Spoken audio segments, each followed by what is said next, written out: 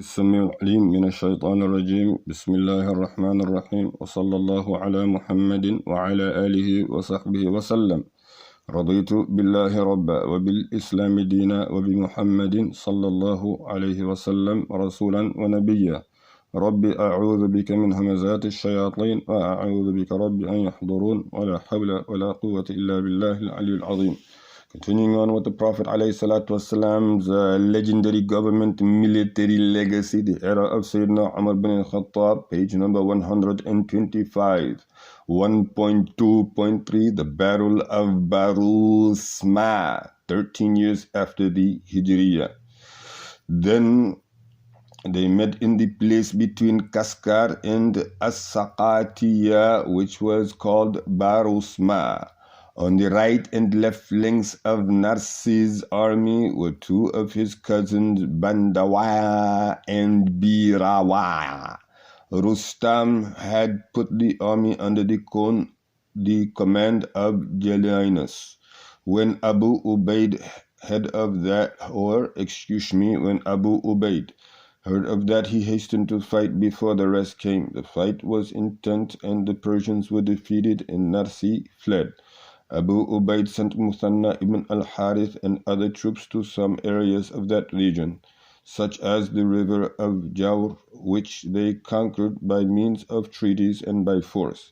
They imposed the jizya and the kharaj and captured a great deal of booty. Praise be to Allah Jalla Jalaluhu. They defeated Jalinus, who had come to support Jaban, and captured a lot of booty from his army and seized his wealth.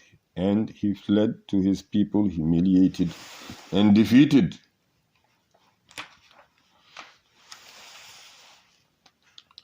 Thus the three armies of Persia was destroyed. In a short period of time, the Persians could have united these armies and attacked the Muslims from all sides because of their great numbers, but Allah made them confused, and because of their great fear of the Muslims, each commander was hoping that the other one would do the job and weaken the Muslims so that he could come and claim victory. What benefited the Muslims was their ability to move quickly, in the contrast to the slow movement of the enemy's army. Abu Ubaid, Battle of the Bridge, 13 years after the Hijriya, when Al-Jalinus fled from the Muslims. The Persians regrouped and gathered around Rustam. He mobilized a huge army led by Bahman Jadhawaya and gave him the flag of Khosrows, which was called the Dirasps Kabyan, which means great flag, and which the Persians regarded as lucky. It was made of tiger skin and was 8 cubits wide and 12 cubits long. They reached where the Muslims were, and between them was a river crossed by a bridge. They sent words, either you come cross over to us, or we will cross over to you. The Muslims said to their commander Abu Ubaid, tell them to cross over to us. He said, they are not more courageous than we are. Then he crossed over to them, and they met in a narrow place where they fought intensely. The Muslims had nearly 10,000 men. The Persians had brought with them elephants, which were wearing a lot of bells to scare the Muslim horses. Every time they attacked the Muslims, the horses fled from the elephants because of the sound of those bells. Only a few horses could be made to stand firm. With a great difficulty, when the Muslims attacked them, the horses would not go near the elephants, and the Persians hit them with arrows and killed many people. But the Muslims still managed to kill 6,000 of them. The Muslim horses were scared of the sound of the bells warned by the elephants, and the Muslims could not reach the enemy with the elephants scared. Well, the elephants scared their horses, so Abu Ubaid went on foot, and the people did likewise, and they started fighting them with their swords. The Muslims lost their horses and became foot soldiers, fighting the Persians, elephants, horsemen on foot soldiers, as well as the archers who struck the Muslims as they were trying to drive their horses forward. And the horses were refusing. It was a difficult situation, but the Muslims showed great courage and sacrifice, such as has rarely been seen in history ever before. They stood up to the Persians despite their superiority in weaponry and means of fighting. The elephants were the worst weapons faced by the Muslims, for they had thrown their ranks into disarray. Abu Ubaid called them to focus on the elephants, cut their saddle straps, and push their riders off. He himself started with this with the white elephant. He hugged onto its straps and cut it, and its rider fell off. The Muslims did likewise, not leaving any elephant, but they pushed its rider off and killed them. But the elephants continued to attack because they had been trained to do so. Abu Ubaid thought that he should get rid of them, so he asked how they could be killed, and he was told that if he cut off their trunks, they would die. So he attacked the white elephant and struck his trunk with his sword, but the elephant defended itself with its foreleg, throwing him to the ground and then stepping on him. His brother Al-Hakam ibn Mas'ud took the flag and fought the elephant until he managed to get it off Abu Ubaid. But the same thing happened to him as he happened to, or that had happened to Abu Ubaid. Al-Hakam wanted to kill it, but it threw him down, and with its foreleg, it stepped on him too. The Muslims at this point are in a very serious situation, very critical. But what happens after that? He passed the flag on to those who had been named by Abu Ubaid, including his three sons, Wahab, Malik, and Jabr. Until they were all killed, then the leadership passed to Al-Musanna ibn al-Harith at the end of the day. Some of the Muslims had crossed the bridge, retreating and withdrawing from the battlefield as it continued. When Abdullah ibn Martha al-Thaqafi saw that, he hastened to cut the bridge and said, "Die for the same cause as your commander died, or be victorious." He tried to stop the people crossing the bridge, so they brought him to Al-Muthanna, who hit him because he was so angry with what he had done. He said, "What made you do that?" He said, "So that they would fight." But his idea was not appropriate because cutting the bridge led to some of the Muslims falling into the river and drowning because of the intense pressure from the Persians. But the idea of the Muslims protecting those who were left by withdrawing, if they could, if was the right idea. This is what Al-Muthanna did when he ordered that the bridge be restored. He and the Muslim heroes with him stood and protected the Muslims' backs until they had crossed. Al-Muthanna said, "O people, we will protect you. Take your time to cross the bridge, and do not rush, for we will not leave until we see that you are on the other side. Do not drown yourselves." Muthanna and the heroes who were with him, such as Al-Asim ibn Amr and Al-Khalj ad-Dabi, were the last ones to cross. Bahman Jadawai tried to destroy the remaining Muslims, but he was not able to. Muthanna robbed him of this opportunity when he took charge of this organized withdrawal. Undoubtedly, these heroes were protected the Muslims' backs until they had withdrawn, strove their utmost in standing firm before the enemy. 5,000 Muslims withdrew, leaving behind 4,000 martyrs, among whom was a large number of Sahaba. May Allah Ta'ala be pleased with them all, especially those who had accompanied Abu Ubaidah from Al-Madinah. 2,000 of those who withdrew returned to Al-Madinah and elsewhere, and only 3,000 stayed with Al-Muthanna. As for the Persians, 6,000 of them had been killed despite the bad situation in which the Muslims had found themselves, which is indicative of their courage and steadfastness. The most important lesson of the Abu Ubaidah battle, or the battle of the bridge through dreams. Dawma, the wife of Abu Ubaid, had seen a dream in which a man came down from heaven with a vessel in which there was a drink. Abu Ubaid, his son Jabir, and some of his family drank from it. She told Abu Ubaidah about that, and he said, "This is martyrdom." Abu Ubaid announced to the people, "If I am killed, then so and so is in charge of the people," and he listed 7 men of Thaqif who were relatives of his, whom his wife had seen in her dream. When the last of them was killed, leadership passed to Muthanna ibn al-Harith. 2 mistakes which led to defeat. Abu Ubaid went against the advice of army commanders and prominent figures who were with him, who told him not to cross the bridge. But he did not pay attention to this advice that was given to him. He went his own way and crossed the bridge with great courage and the desire for martyrdom, but he did not plan properly for the battle. He did not study the lay and the land sufficiently, or the layout of the land sufficiently. He lost an element of security when he confined himself to a place with a narrow exit, and it is as if he led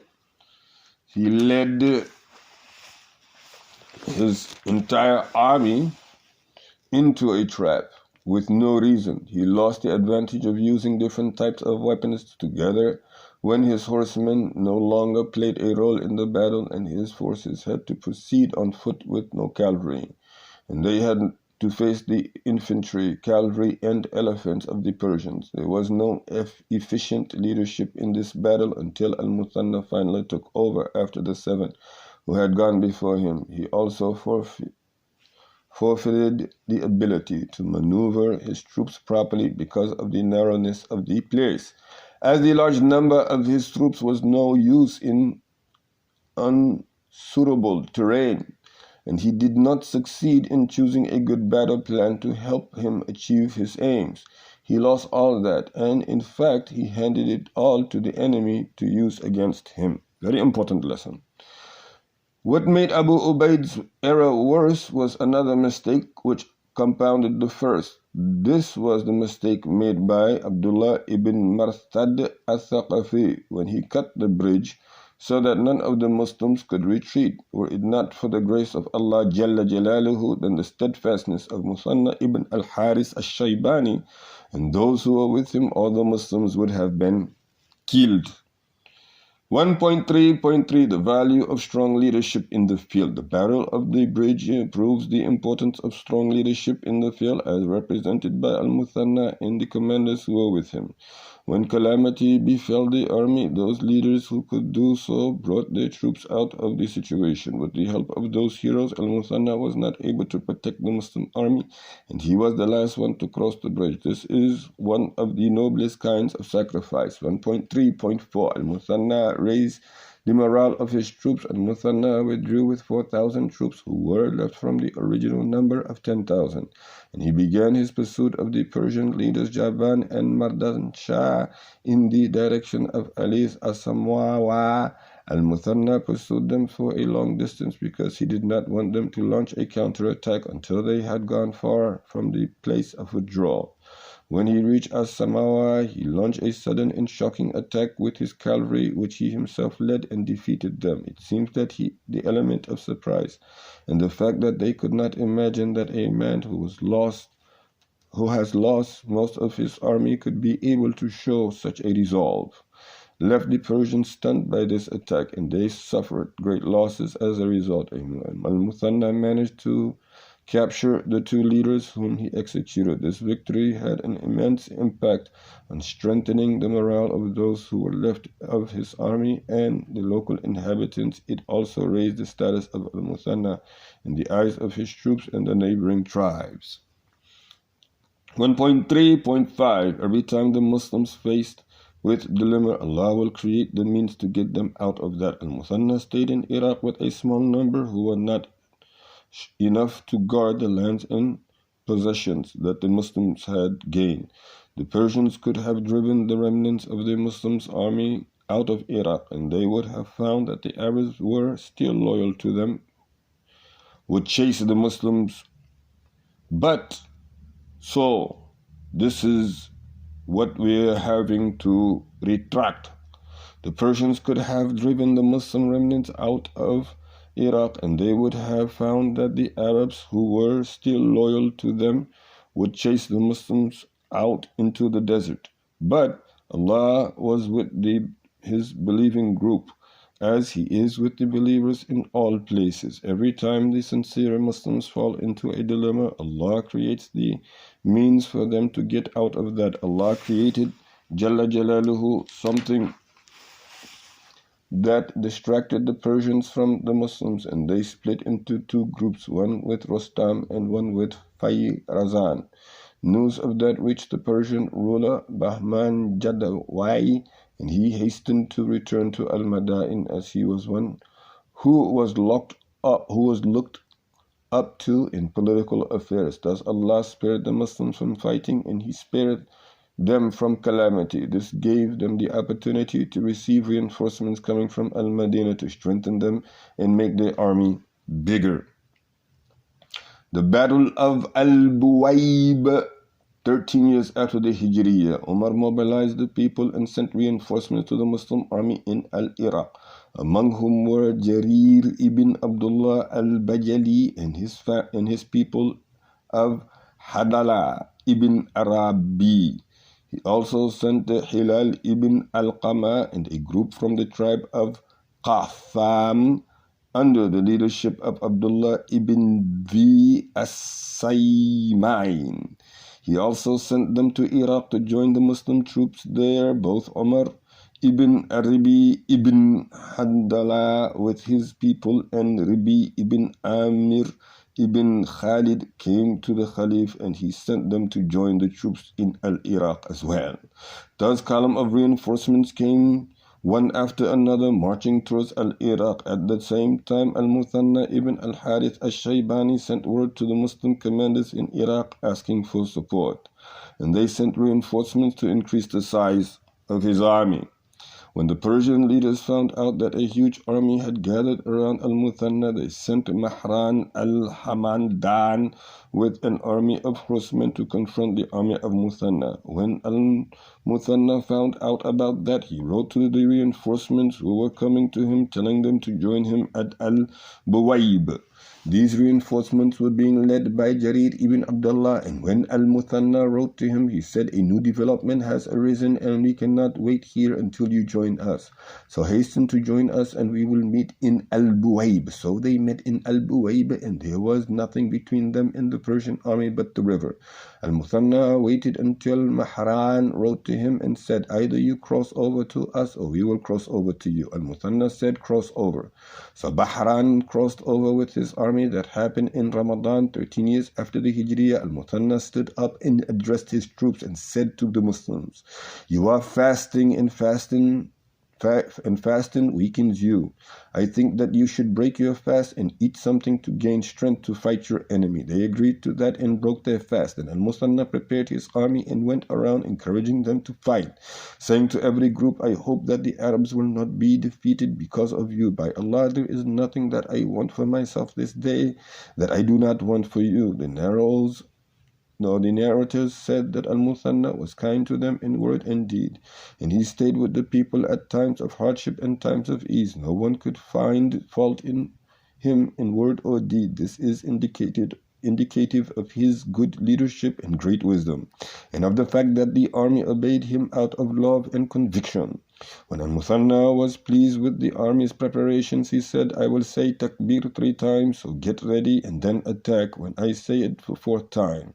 But when he said the first takbir, the Persians attacked first, so they rushed forward and engaged with them with the first takbir. It was not the Persians' customs to rush into battle, but perhaps what had happened at the Battle of the Bridge, where the Muslims were defeated, had taken away some of the Persians' fear of the Muslims. As the Persians began the attack, and the Muslims stood firm and continued to engage in heavy fighting with them